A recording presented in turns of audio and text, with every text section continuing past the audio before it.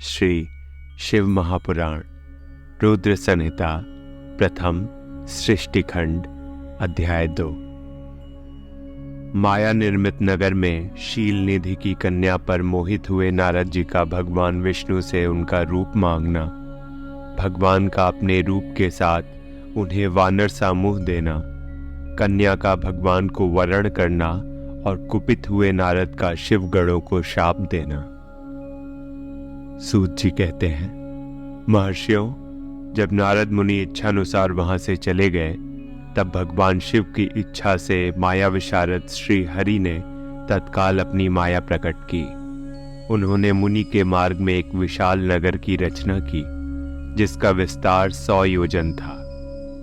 वह अद्भुत नगर बड़ा ही मनोहर था। भगवान ने उसे अपने वैकुंठ लोक से भी अधिक रमणीय बनाया था।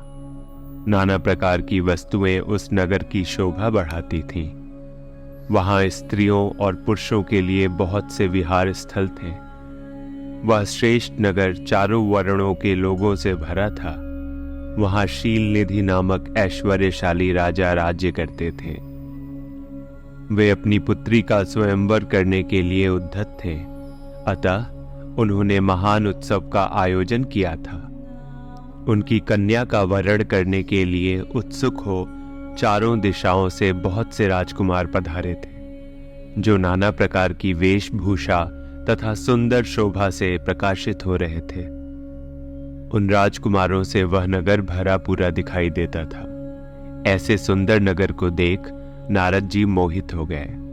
वे राजा शील निधि के द्वार पर गए। मुनि शिरोमणि नारद को आया देख महाराज शील निधि ने श्रेष्ठ रत्नमय सिंहासन पर बिठाकर उनका पूजन किया। तत्पश्चात अपनी सुंदर कन्या को, जिसका नाम श्रीमती था, बुलवाया और उससे नारद जी के चरणों में प्रणाम करवाया। उस कन्या को देखकर नारद मुनि चकित हो गए और बोले, राजन, यह देव कन्या के समान सुंदरी महाभागा कन्या कौन है? उनकी यह बात सुनकर राजा ने हाथ जोड़कर कहा, मुने, यह मेरी पुत्री है। इसका नाम श्रीमती है। अब इसके विवाह का समय आ गया है। यह अपने लिए सुंदर वर चुनने के लिए निमित्त स्वयंवर में जाने वाली है। इसमें सब प्रकार के शुभ लक्षण लक्षित होते हैं। महर्षि, आप इसका भाग्य बताइए। राजा के इस प्रकार पूछने पर काम से विहैल हुए मुनि श्रेष्ठ नारद उस कन्या को प्राप्त करने की इच्छा मन में लिए राजा को संबोधित करके इस प्रकार बोले, भूपाल, आपकी यह पुत्री समस्त शुभ लक्षणों से संपन्न है, परम सौभाग्यवती है। अपने महान भाग्य के कारण यह धन्य है और साक्षात लक्ष्मी की भांति समस्त गुणों की आगार है। इसका भावी पति निश्चय ही भगवान शंकर के समान वैभवशाली, सर्वेश्वर, किसी से पराजित न होने वाला, वीर, काम विजयी तथा संपूर्ण देवताओं में श्रेष्ठ होगा। ऐसा कहकर राजा से विदा ले इच्छानुसार विचरने वाले नारद मुनि वहां से चल दिए। वे काम के वशीभूत हो गए थे। शिव की माया ने उन्हें विशेष मोह में डाल दिया था। वे मुनि मन ही मन सोचने लगे, मैं इस राजकुमारी को कैसे प्राप्त करूं? स्वयंवर में आए हुए नरेशों में से सबको छोड़कर यह एकमात्र मेरा ही वरण करे, यह कैसे संभव हो सकता है? समस्त नारियों को सौंदर्य सर्वथा प्रिय होता है। सौंदर्य को देखकर ही वह प्रसन्नता पूर्वक मेरे अधीन हो सकती है, इसमें संशय नहीं है। ऐसा विचार कर काम से विहैल हुए मुनिवर नारद भगवान विष्णु का रूप ग्रहण करने के लिए तत्काल उनके लोक में जा पहुंचे। वहां भगवान विष्णु को प्रणाम करके वे इस प्रकार बोले, भगवान, मैं एकांत में आपसे अपना सारा वृतांत कहूंगा। तब बहुत अच्छा कहकर लक्ष्मीपति श्री हरि नारद जी के साथ एकांत में जा बैठे और बोले, मुने, अब आप अपनी बात कहिए। तब नारद जी ने कहा, भगवान, आपके भक्त जो राजा शील निधि हैं, वे सदा धर्म पालन में तत्पर रहते हैं। उनकी एक विशाल लोचना कन्या है जो बहुत ही सुंदरी है। उसका नाम श्रीमती है। वह विश्व मोहिनी के रूप में विख्यात है और तीनों लोकों में सबसे अधिक सुंदरी है। प्रभु, आज मैं शीघ्र ही उस कन्या से विवाह करना चाहता हूँ। राजा शीलनिधि ने अपनी पुत्री की इच्छा से स्वयंवर रचाया है, इसलिए चारों दिशाओं से वहां सहस्त्रों राजकुमार पधारे हैं। नाथ, मैं आपका प्रिय सेवक हूँ, अतः आप मुझे अपना स्वरूप दे दीजिए, जिससे राजकुमारी श्रीमती निश्चय ही मुझे वर लें। सूत जी कहते हैं, महर्षियों, नारद मुनि की ऐसी बात सुनकर भगवान मधुसूदन हंस पड़े और भगवान शंकर के प्रभाव का अनुभव करके उन दयालु प्रभु ने उन्हें इस प्रकार उत्तर दिया। मुने, तुम अपने अभीष्ट स्थान को जाओ। मैं उसी तरह तुम्हारा हित साधन करूंगा, जैसे श्रेष्ठ वैद्य अत्यंत पीड़ित रोगी का करता है, क्योंकि तुम मुझे विशेष प्रिय हो। ऐसा कहकर भगवान विष्णु ने नारद मुनि को मुख तो वानर का दे दिया और शेष अंगों में अपने जैसा स्वरूप देकर वे वहां से अंतर्ध्यान हो गए। भगवान की पूर्वोक्त बात सुनकर उनका मनोहर रूप प्राप्त हो गया समझकर नारद मुनि को बड़ा हर्ष हुआ। वे अपने को कृत्य मानने लगे। भगवान ने क्या प्रयत्न किया है, इसको वे समझ न सके। तदनंतर मुनिश्रेष्ठ नारद शीघ्र ही उस स्थान पर जा पहुंचे जहां राजा शीलनिधि ने राजकुमारों से भरी हुई स्वयंवर सभा का आयोजन किया था। विप्रवरों, राजपुत्रों से घिरी हुई वह दिव्य स्वयंवर सभा दूसरी इंद्र सभा के समान अत्यंत शोभा पा रही थी। नारद जी उस राजसभा में जा बैठे और वहां बैठकर प्रसन्न मन से बार बार यही सोचने लगे कि मैं भगवान विष्णु के समान रूप धारण किए हुए हूं, अतः वह राजकुमारी अवश्य मेरा ही वरण करेगी, दूसरे का नहीं।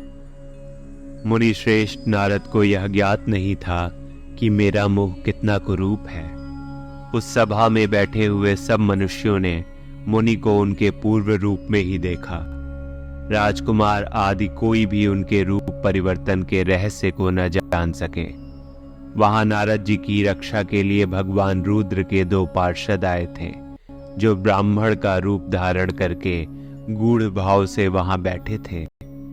वे ही नारद जी के रूप परिवर्तन के उत्तम भेद को जानते थे।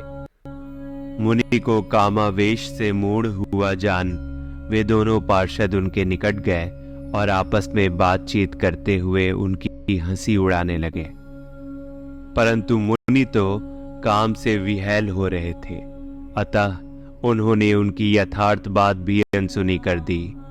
वे मोहित हो श्रीमती को प्राप्त करने की इच्छा से उसके आगमन की प्रतीक्षा करने लगे। इसी बीच में वह सुंदरी राजकन्या स्त्रियों से घिरी हुई अंतःपुर से वहां आई। उसने अपने हाथ में सोने की एक सुंदर माला ले रखी थी। वह शुभ लक्षणा राजकुमारी स्वयंवर के मध्य भाग में लक्ष्मी के समान खड़ी हुई अपूर्व शोभा पा रही थी। उत्तम व्रत का पालन करने वाली वह भूप कन्या माला हाथ में लेकर अपने मन के अनुरूप वर का अन्वेषण करती हुई सारी सभा में भ्रमण करने लगी।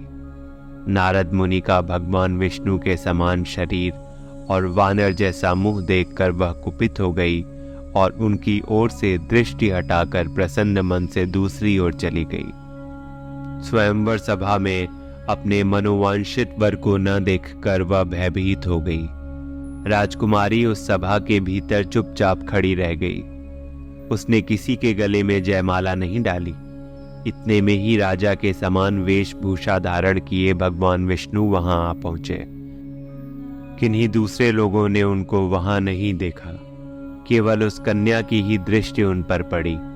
भगवान को देखते ही उस परम सुंदरी राजकुमारी का मुख प्रसन्नता से खिल उठा।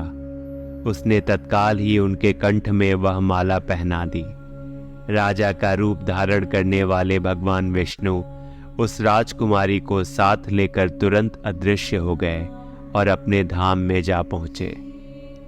इधर सब राजकुमार श्रीमती की ओर से निराश हो गए। नारद मुनि तो काम वेदना से आतुर हो रहे थे, इसलिए वे अत्यंत विहैल हो उठे। तब वे दोनों विप्र रूपधारी ज्ञान विशारद रुद्रगण काम विहैल नारद जी से उसी क्षण बोले, हे नारद, हे मुने, तुम व्यर्थ ही काम से मोहित हो रहे हो और सौंदर्य के बल से राजकुमारी को पाना चाहते हो। अपना वानर के समान घृणित मुंह तो देख लो। सूत जी कहते हैं, महर्षियों, उन रुद्रगणों का यह वचन सुनकर नारद जी को बड़ा विस्मय हुआ। वे शिव की माया से मोहित थे। उन्होंने दर्पण में अपना मुंह देखा। वानर के समान अपना मुंह देख वे तुरंत ही क्रोध से जल उठे और माया से मोहित होने के कारण उन दोनों शिवगणों को वहां शाप देते हुए बोले, अरे, तुम दोनों ने मुझ ब्राह्मण का उपहास किया है, अतः तुम ब्राह्मण के वीर्य से उत्पन्न राक्षस हो जाओ। ब्राह्मण की संतान होने पर भी तुम्हारे आकार राक्षस के समान ही होंगे। इस प्रकार अपने लिए शाप सुनकर वे दोनों ज्ञान शिरोमणि शिवगण मुनि को मोहित जानकर कुछ नहीं बोले। ब्राह्मणों, वे सदा सब घटनाओं में भगवान शिव की ही इच्छा मानते थे, अतः उदासीन भाव से अपने स्थान को चले गए और भगवान शिव की स्तुति करने लगे। प्रिय शिव भक्तों, अगला अध्याय हमारे अगले एपिसोड में सुने। इस एपिसोड को अपने परिवार और अपने मित्रों के साथ जरूर शेयर करें और कमेंट्स में हर हर महादेव लिखना ना भूलें। चैनल को सब्सक्राइब कर लें ताकि पूरा शिव महापुराण आप तक पहुंच सके। ओम नमः शिवाय।